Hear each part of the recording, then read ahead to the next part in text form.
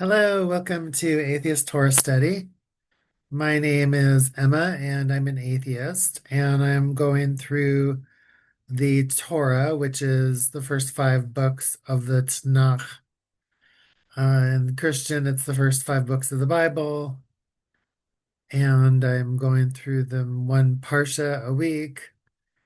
It's 54 Parshas in total, and there's a few weeks where two Parshas are put together into the same Parsha. So I'm looking at the text through the perspective of an atheist. I'm very respectful of the tradition, and I'm not trying to I'm not trying to belittle the tradition or in any way to disrespect it. I'm just trying to study Torah as I honestly am as a human being, which is I'm an atheist. So that's what I'm doing. And some of the things that I do as an atheist are like in the text, there's a lot of mentioning of God, and I don't believe there's any God. And I don't think there ever has been a God. So, since there isn't any God and there's never been a God, then when it talks about God did this and God did that, I'll question it and I'll talk about why does the text say something happened that we pretty much know never happened. And what does it mean to the people who do believe in God when they see it says God did this and God did that? I mean, what does it mean to them? And I try to understand also what it meant in history. I mean, as best as I can understand it. And a lot of times I go off on tangents about science, or there's a lot of places in the text where I find it very poetic. And I try to think about things in my education that it reminds me of, um, that aren't necessarily religious. So those are some of the do. I also ask a lot of questions and I do a lot of speculating because I'm really thinking about this text from the perspective of people's motivations. Like, why was somebody motivated to write this? What were they hoping to accomplish? How did it get reinterpreted? How did it get misinterpreted? How did it get interpreted again? What does it mean now? And who does it mean what to now? So there's a lot that comes out of an ancient text from 2,300 years ago. I think it's kind of like imagine any culture on Earth that was good enough at preserving its story that it preserved it for 2,300 years. And now you're in the modern age and everybody has cell phones and automobiles and, you know, we have spaceships in outer space and genetic engineering and nuclear power and nuclear weapons and global climate change. We have all of those things, but we we don't necessarily understand what this text meant to somebody 2,300 years ago. And we don't necessarily understand how to look at the text as it was written 2,300 years ago and make sense of it from the perspective of someone from that time period. And a mistake that a lot of atheists make is that when we look at the text as atheists, we read it as we're experiencing it right now, which was a real problem with the last Parsha because the last Parsha spent a lot of time talking about things that are pretty archaic and that just sound kind of crazy, like stoning an animal to death for, you know, doing something that it probably just would do all the time anyways. I mean, why would you stone an animal to, anyways, I'm not going to go down that rabbit hole. So why don't we just get to the text? So this week's Parsha, again, it's Parsha Terumah, and the whole Parsha is the story about the building of the Mishkan, which is the Mishkan is the Jewish, it's like it's the tent where the God is supposed to live. So it's really super detailed and complicated directions. It's like an IKEA put it together kit for God, for for this version of God. And I have to say I've never read any other ancient text quite like Terumah. I mean, I'm sure there's lots of ancient texts just like Terumah, but this is just really from another time. I mean, the way it's written. Because it basically tells you every single thing about how to build this hypothetical object that probably never really existed. I mean, it may have existed, but what what this seems like to me is, at least just from my own suspicion, is that this was written, in the second or third century BCE, and the people who wrote it were writing it to sound like it was about something that happened a long time ago in the far distant past. And so it's kind of like an origin story. Oh, excuse me. It's kind of like an origin story. And so I think that's sort of the point of it, is that it's telling you about the origins of this architecture, this, they're building something to hold their God. Now, when I hear that they're building a house for the God, I'm like, why are they building a house for the God? Because the God is in the tra well, I don't know if that's part of what I'm wondering is, in the tradition, is the God everywhere? Or is the God just right there? Because I kind of think I kind of think the God is everywhere, you know. I mean, I don't think that personally, but I think that the idea is that the God is everywhere. I mean, I think that's the idea of the monotheistic God. But, now that I think about it, I don't really know if that's true or not.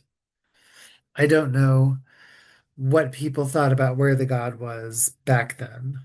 Um, in earlier episodes of this, I've talked about how sometimes the God of this city is, Athena, and the God of that city is Yahweh, and the God of the city down the road is Baal. And so every municipality or country or tribe had their own God, So is this God just the God that's living right here? Because I mean, I think that the way that the God, oh, is written, I think that the way that the God is written is that the God is kind of everywhere. Like the God opens up the sea, and the God's trying to prove that he's better than all the other gods. And so, I think this God is kind of everywhere. So if this God is everywhere, then why does he need a house to live in? And, and from an atheist perspective, as an atheist, what I'm wondering is, what does this, I mean, what's the point of all this? Why do these people need to do this? Why do they need to make up a God to exist? And then why does the God have to have a house? And, I mean, I guess as an atheist, I also kind of wonder, like, I don't know. I mean, if you're building a house for the God and you're doing all of these incredibly intricate and detailed things that have to do with your art, then aren't you just creating another kind of idol? I mean, if you're not supposed to make an idol out of the God, but then you're saying that the God lives in a house, aren't you kind of making the God into an idol in a way? I mean, you're saying, oh, here's where you go to meet the God. Well, you don't meet him, only the high priests meet him. But I mean, it seems kind of weird to me. It just like, I kind of want the God to be everywhere and to not like need people to come to see him in a particular place. But I think that from that perspective, then, oh, the religion can't really help but be like other religions. I mean, it has very similar origins to all of the other religions then. If the God is in a particular place and you go to meet the God, and when you go to meet the God, you make an animal sacrifice and you give a portion of the animal sacrifice to the priests. And so the priests are always getting really good meat. And I don't know if they store all that meat. That would be a lot of meat to store. So my guess is either they eat the meat or they find some way to store it.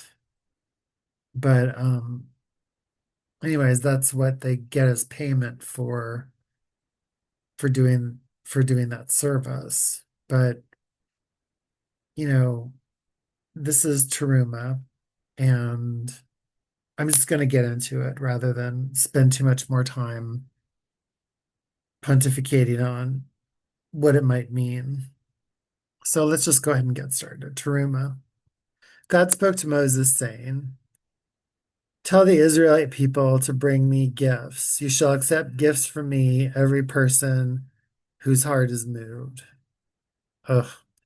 Okay, so right away we get into the religious language. I mean, what it's telling you to do right away, the God is telling you to tell the people to bring gifts, to bring money, to bring gold, to bring the things that we'll read about in just a minute. So people are being asked to give of their own personal property to the religion. And this is a pretty common thing that religions do. I mean, religions ask their devotees to give them money and to give them things. And that's how they pay for, their jobs or their houses or whatever they need in their life. That's how they pay for them, by asking people to give them things. And that giving is institutionalized, and it's also it's turned into a routine. And so it becomes an expectation. And I guess that in churchy or religious language, they call it tithing. Um, I can't remember what we call it. And I mean, it's just paying your dues, basically. That's what I think it is. For Jews, it's you just pay your synagogue dues. So I don't know if there's any word for it, like tithing or something like that. I mean, and then you give gifts of money when you're able to, in gratitude for whatever good thing you want to be grateful for. So I kind of think that's how some different religious traditions do it. But again, it's that this is you as an atheist. I mean, I don't ask anybody to give no God, no money. Although that would be funny. That would actually be a good comedy bit. It's like maybe one of the reasons to be an atheist is because it's cheap. I mean, you don't have to spend a lot of money because there's no God, and so there's no money. But even with the religion, there's still no God. There's just the money and there's the people receiving the money. So I mean, I kind of believe that in a way everybody's an atheist because they've just never met their God, and what they think is their God is something.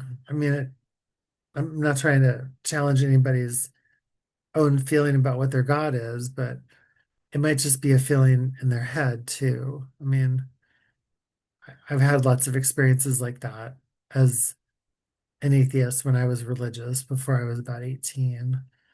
And I don't know what all those experiences were. I mean, I don't understand everything about how the human mind works, but I think those experiences were experiences that I believed I was having because my entire childhood and early adult years, people told me that all of this was real and that, you know, this is what this is the truth about the universe and about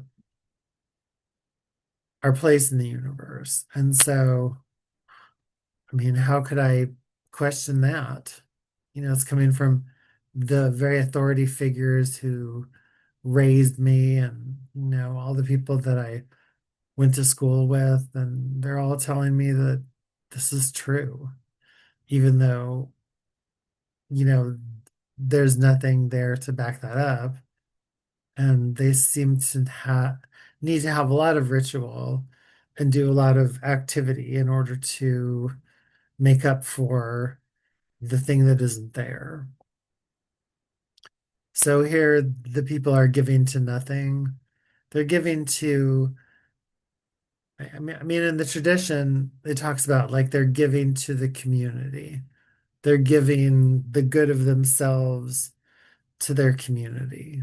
And that's kind of how it's framed. And, as an atheist, what I think it means is it means be a good and obedient gift giver, be somebody who gives money to the synagogue and gives money to, well, here it's not the synagogue, it's the priesthood, gives money to the priesthood and, looks out for other people and provides financially when they need it too. So it's all very good atheist content. So, anyways, keep on reading.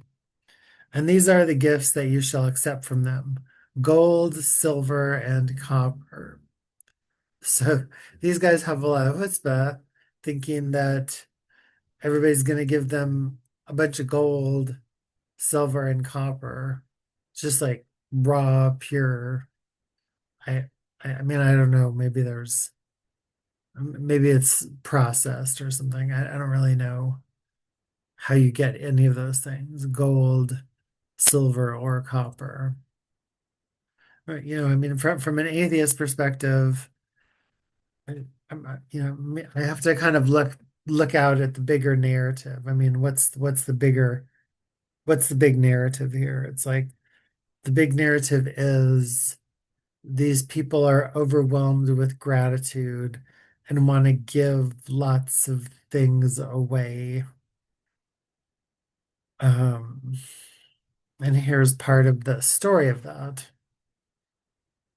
Blue, purple, and crimson yarns, fine linen, goat's hair, rammed, tanned ram skins, tashlak skins, and acacia wood, oil for lighting, spices for the anointing, and for the aromatic incense. So,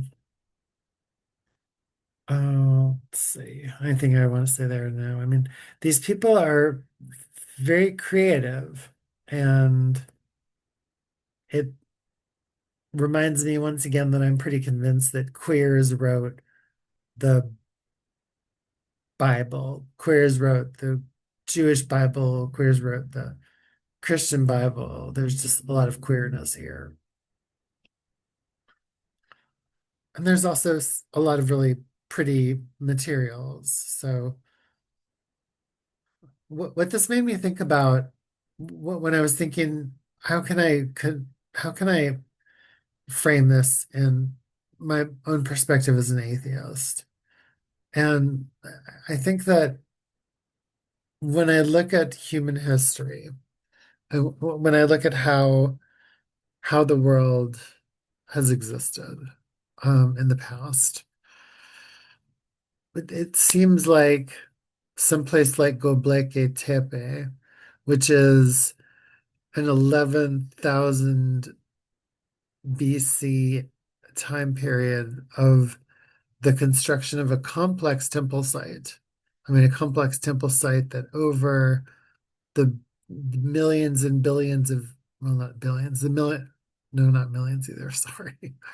The thousands of years since this was made, um, it reflects something that intuitively seems to be imminent in human consciousness. It's this desire to get together, to gather, and to create architecture. And through the architecture and through the art of the space where people are gathered, to imagine a connection to something greater than themselves, for lack of a better word. I don't really like using that terminology, greater than yourself, but for the purpose of describing a very, very ancient ritual, I think it's okay to use that kind of language. I mean, these people got together 11,000 years ago and they were doing this.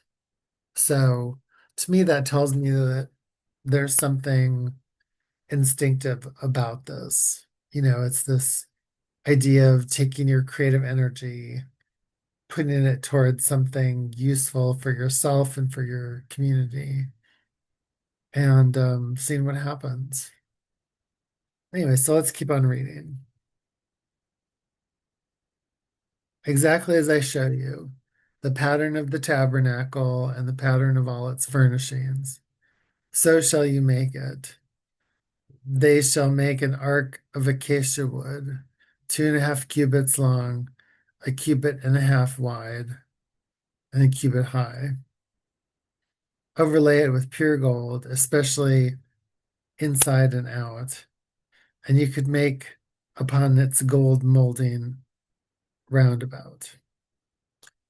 So it's trying to say there's a lot of gold here, there's a lot of precious metal, it's fanciful, it's exuberant. And again, I just, will just say for my own gratification that, um, well, I forgot what I was going to say, darn it. It'll come back to me in a little bit. So, what is a cubit?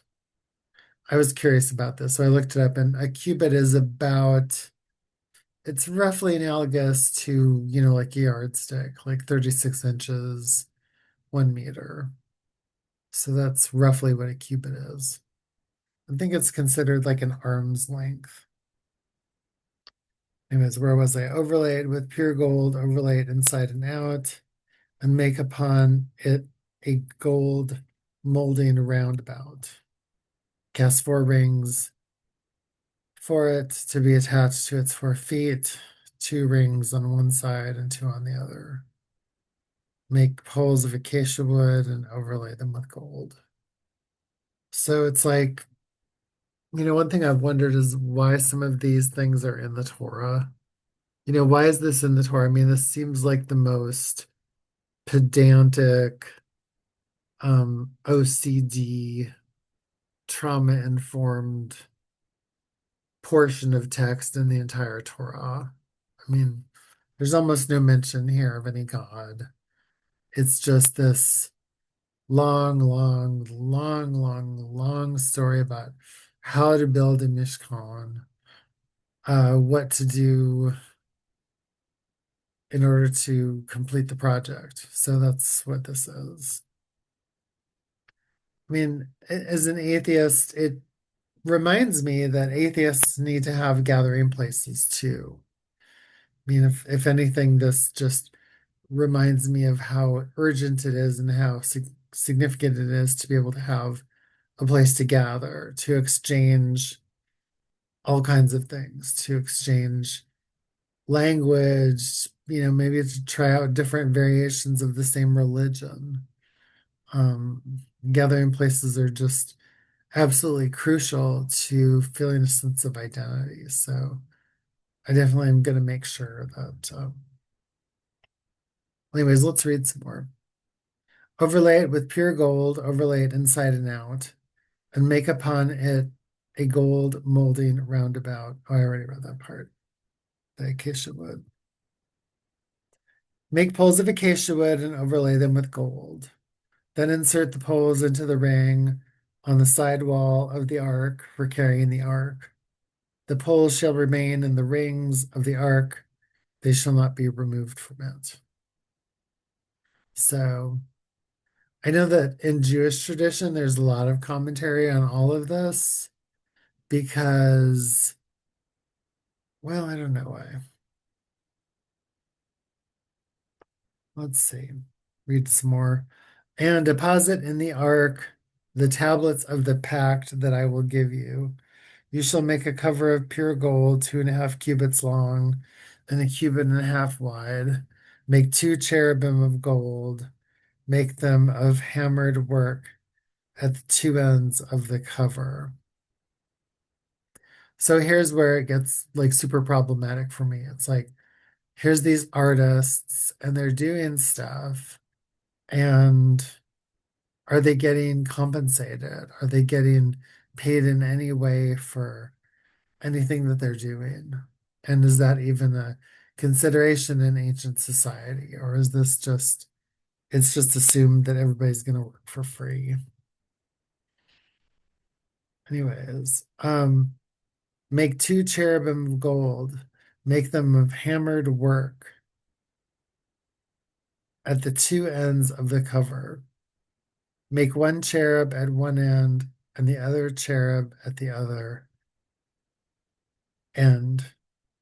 Of one piece with the cover shall you make the cherubim and its two cords. So that part I've always kind of liked. It's sort of poetic. What I was always told was that in this part of the story, the two cherub are looking at each other and they're eternally confronting each other. But there's space in between them, and that space is what God is. And I always thought that was a nice story. I mean, it would be an even nicer story if nobody needed to be explained what God is, and if they didn't need to be in prison. That would be even better. But as long as they are in prison, then it was, kind of interesting hearing that story.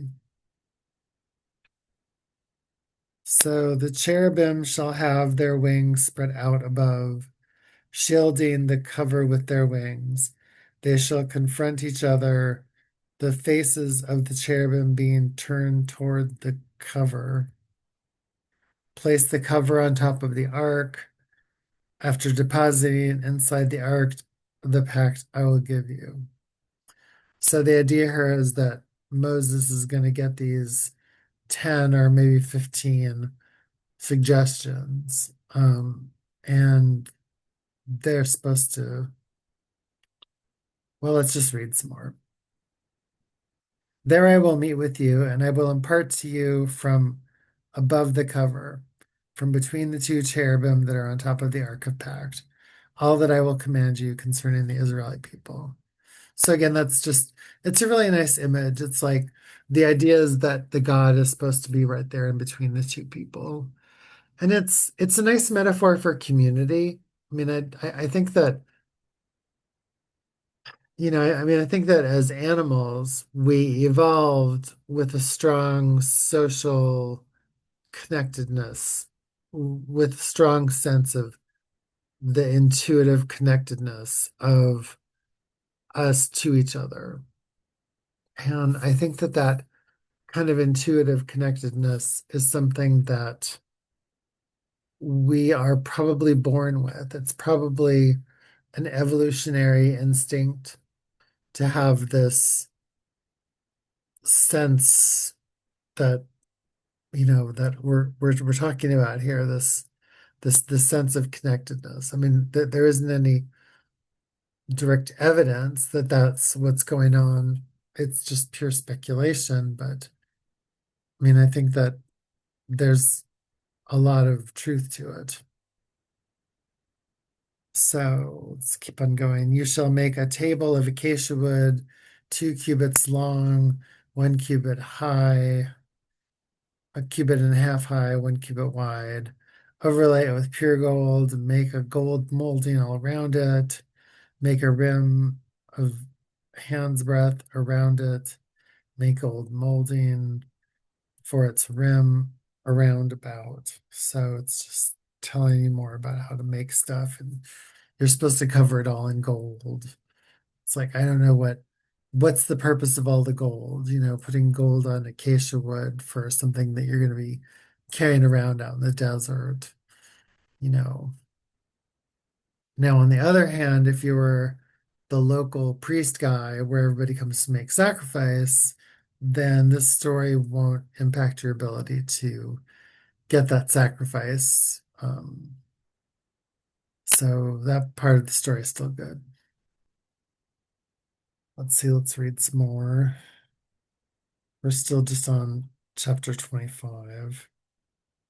Make us bowls, ladles, jugs with which to offer libations, make them of pure gold. And on the table you shall set the bread of display to be before me always. And that means what was that? The show bread. So yeah, the show bread. You shall make a lampstand of pure gold. I think it's the menorah. Yeah, the menorah.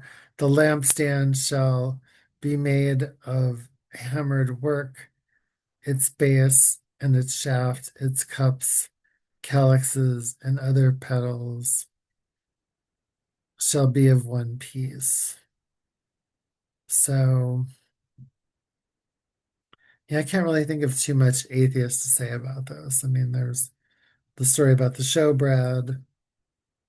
I mean, why does God need showbread? Why does God need animal sacrifices? I mean, I don't think that he needed any of that sort of thing.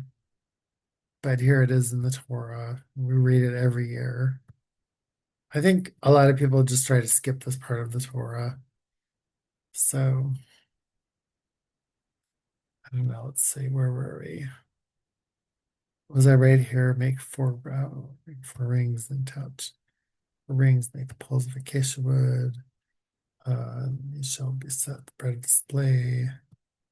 Okay, there we go. You shall make a lampstand. Oh, I already read that. 6 branches shall issue from its side. Yeah, I already read that. Okay. Let's keep on going then.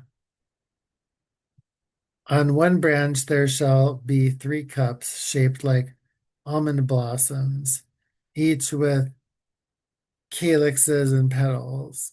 And on the next branch there shall be 3 cups cup shaped, like almond blossoms, each with calyx and petals. And so for all 6 branches issuing from the lampstand. And on the lampstand itself, there shall be 4 cups shaped like almond blossoms, each with calyx and petals. So it's basically describing a menorah.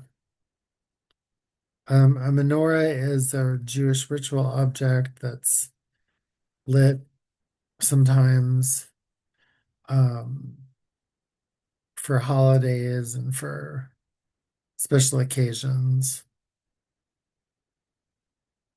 A calyx, one piece with it under a pair of branches, and a calyx, one piece with it under the second pair of branches, and a calyx of one piece with it under the last pair of branches. So for all 6 branches issuing from the lampstand. And then their calyxes and their stems shall be of one piece with it, the whole of it a single hammered piece of pure gold. So again, there's a lot of gold here. It's not particularly reverent. It's everything here is very transactional. And I guess that I'd like a little more sensitivity in the story that I'm getting right now. Okay, make it 7 lamps. The lamps shall be mounted as to give the light on its front side, and its tongs and fire pans of pure gold. It shall be made with all these furnishings, out of a talent of pure gold. Note well and follow the patterns for them that are being shown you on the mountain. So Moses is up on top of the mountain and he's getting all of the information from the God. And then the people, there's this going on with the people. There's a lot of energy in here. There's a lot of different things going on. I mean, I think that from my perspective as an atheist, I would say that what I find most interesting about this story, in addition to how people just give away their agency, is how people need to construct a space in which to celebrate their spirituality. You know, like I was saying earlier, we atheists, we don't really have that. I mean, we don't. In some states, they do have a place. And in a lot of them, like the state that I live in, we don't really have anything in particular. I mean, there's kind of an informal network of people who chat with each other, but we certainly don't have anything put together, like, say, to buy out an entire building or something.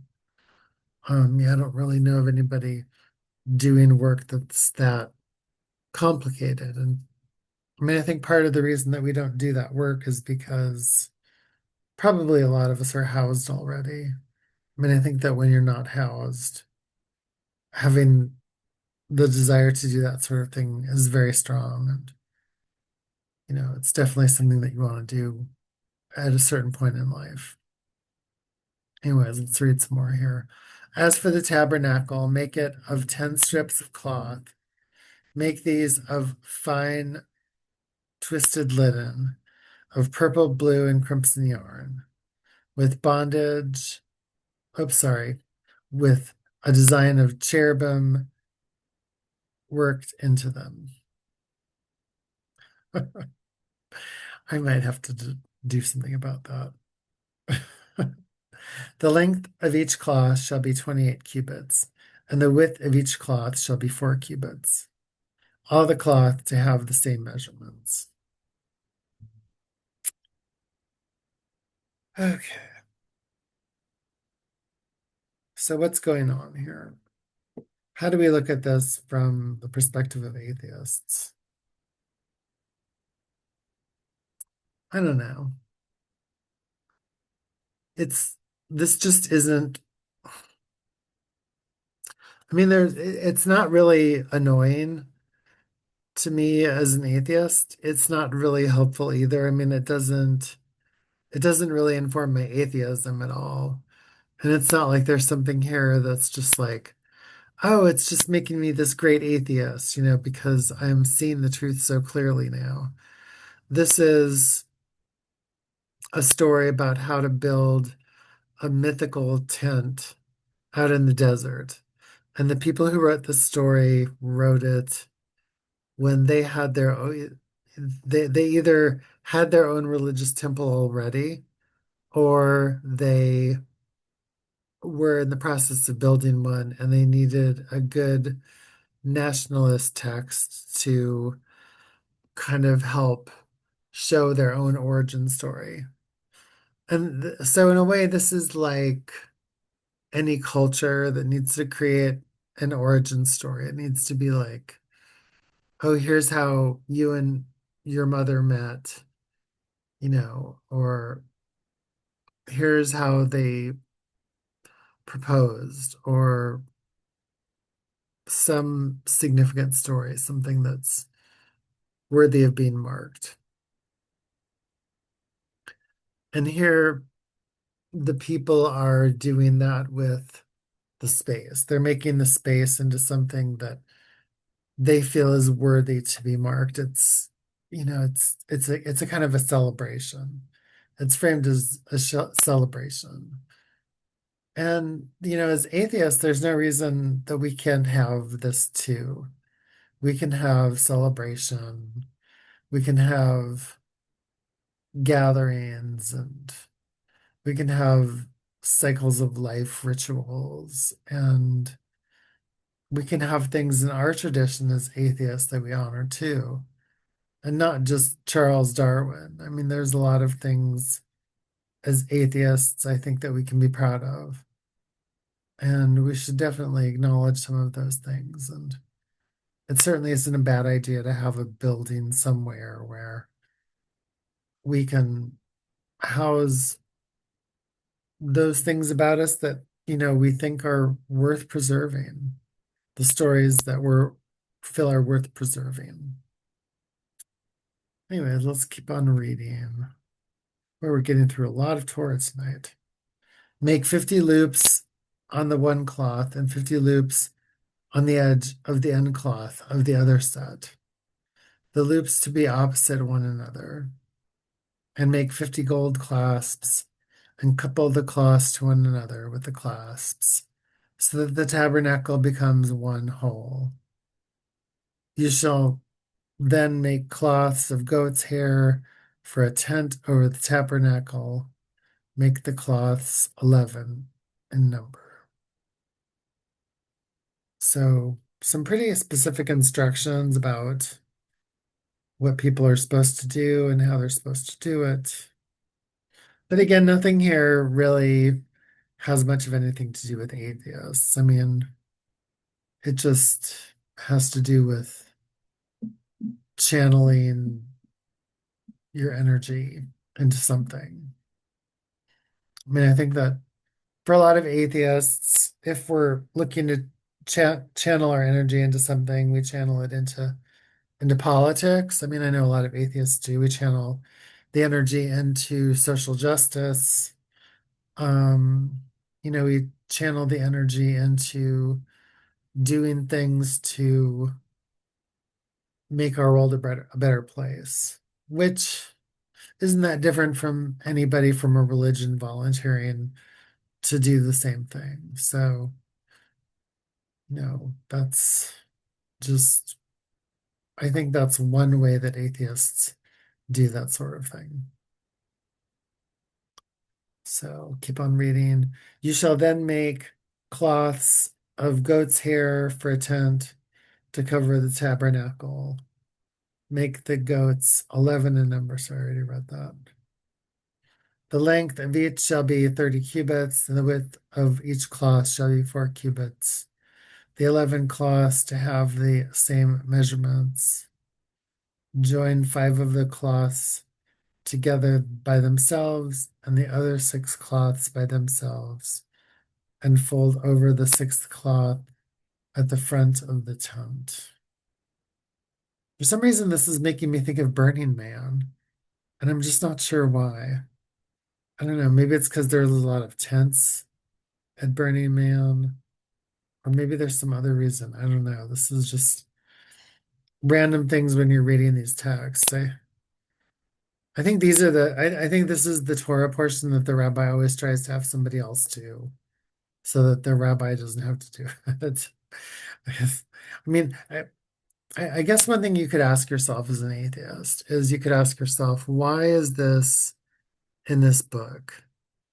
And even if you come up with a reason for why it's in the book, you still have to ask yourself, what do people get out of reading this story over and over again for like literally thousands of years? I mean, what is so compelling about this story of these IKEA instructions on how to build a little tent camp at Burning Man, basically? Because that's kind of what it feels like to me. I mean, as somebody who's gone to Burning Man and really enjoyed it, this sounds like people setting up a camp, and it's like their camp has always got a certain kind of theme, and the theme doesn't necessarily come together right away. The theme sort of comes together, you know, either right before it starts, or sometimes it doesn't even come together until the event's been going on for a little while. But that's definitely what this is here. This is, the leader is going away, and the people have to figure out on their own what they want to do, and they don't know when the figurehead is going to come back. So because they don't know when the figurehead is going to come back, then next week they're going to do something really fun, which is one of my, it's like if there's a Torah study that should be dedicated to atheists, then the one coming up is definitely it with the golden calf. That's like the most atheist text I know in the entire Torah, and it's a place where not the not the quote unquote sins of the people were the most significant part, but I mean the like to me what's interesting about it is that it has kind of an atheist feel to it. It's like these people sort of feel like seculars, like they're getting together, they want to get to know each other as neighbors, and anyways, let's read some more.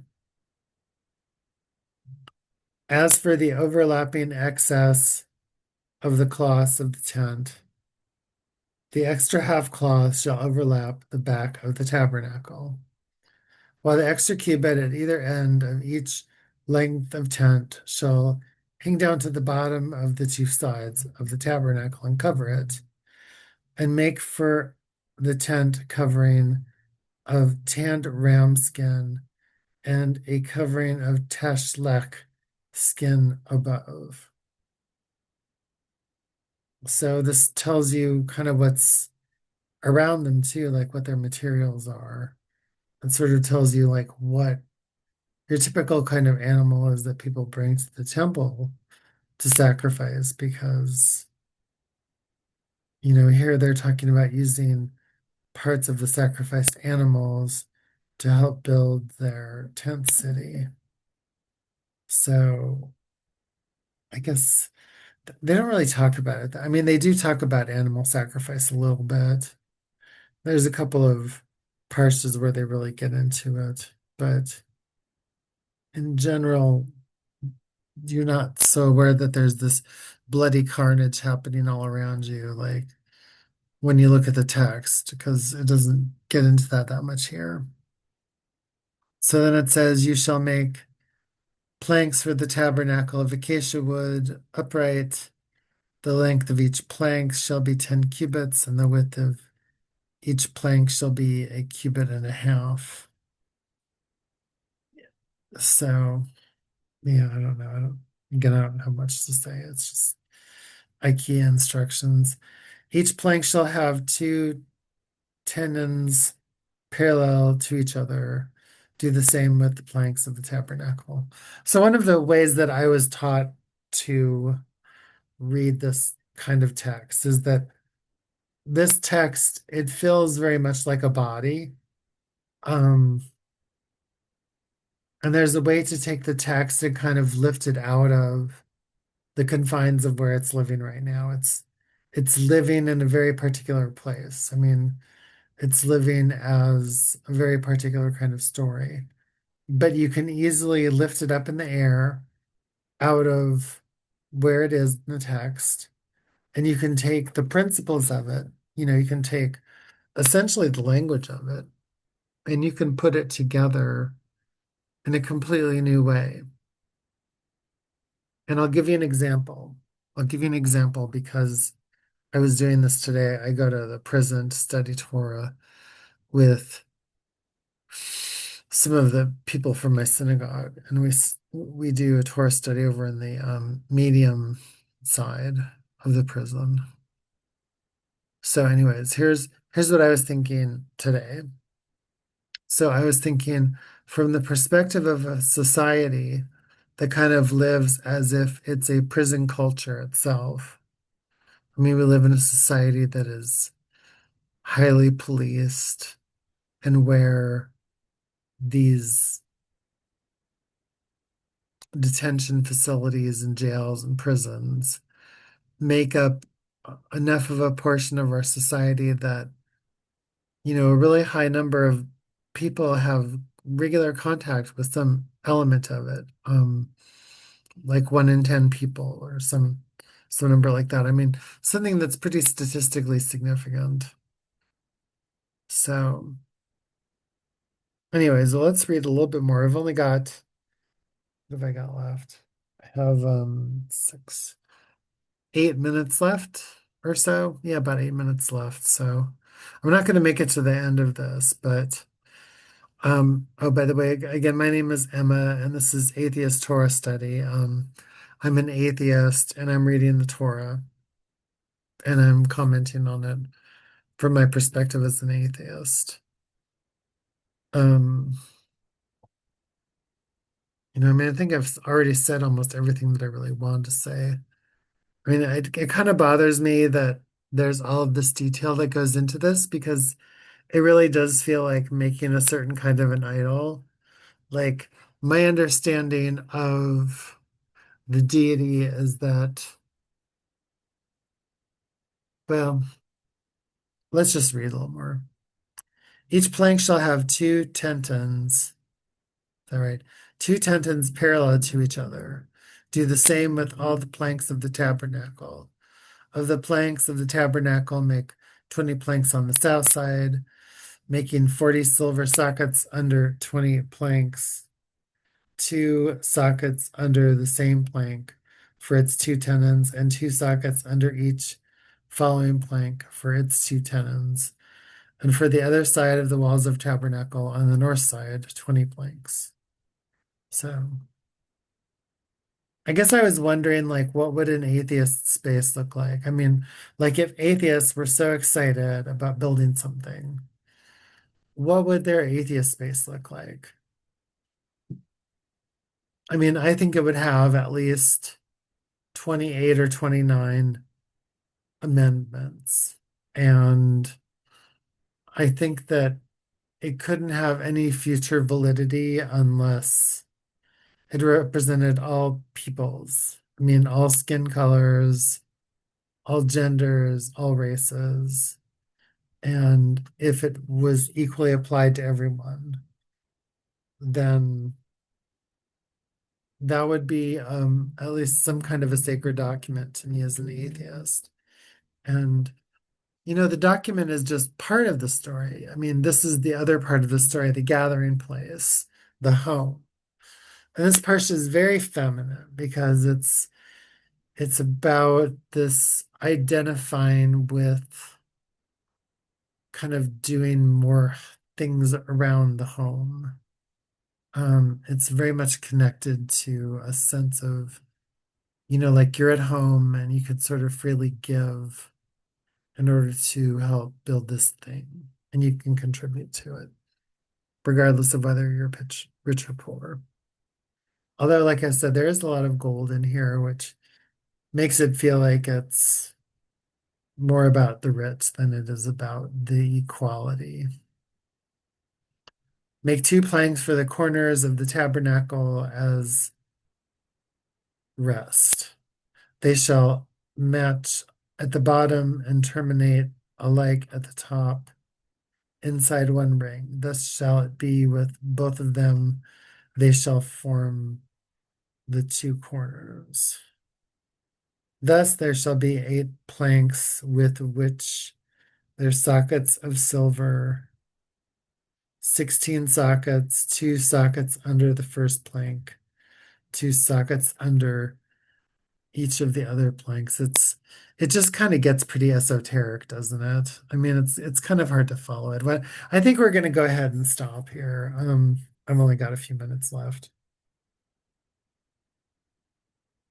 So this has been Parsha Terumah gifts, and it's the Parsha about building the Mishkan, the tabernacle. So I don't know if any of you ever saw Raiders of the Lost Ark, but in Raiders of the Lost Ark, he's looking for the tabernacle and eventually finds it, and then the Nazis get it and they take him to that cave and they're gonna open the tabernacle. He's there and he tells his girlfriend, just close your eyes and don't look.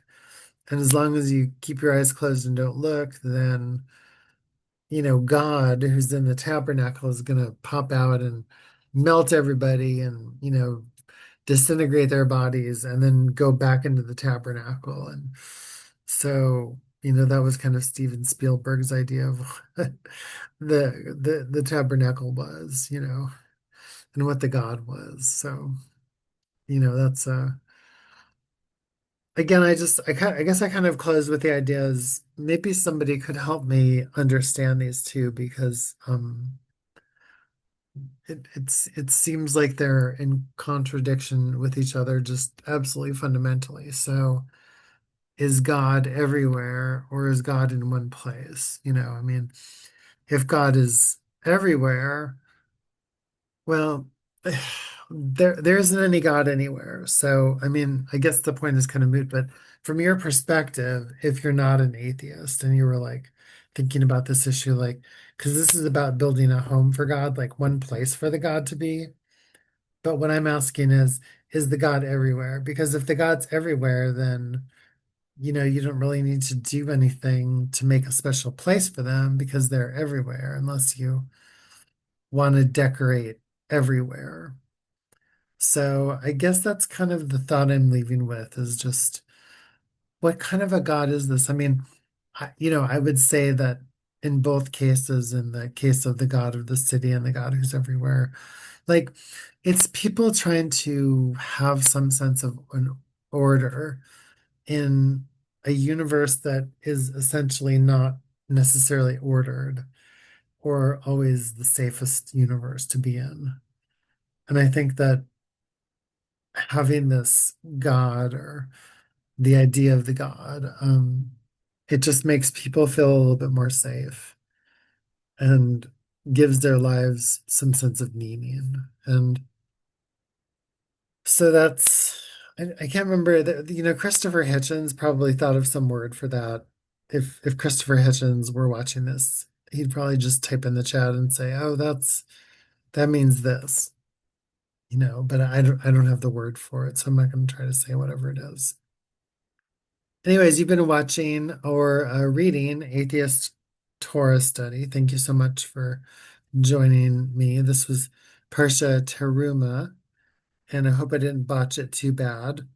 We're getting to the point where we're almost halfway through the Torah, halfway through this project, and boy, it's been a lot. It's really helped me to come along in my atheism, and it's given me a lot more questions and insight into my adopted tradition of Judaism. So I'm really enjoying it quite a bit right now. Anyways, thanks so much for joining us, and I will see you next week for the next Parsha.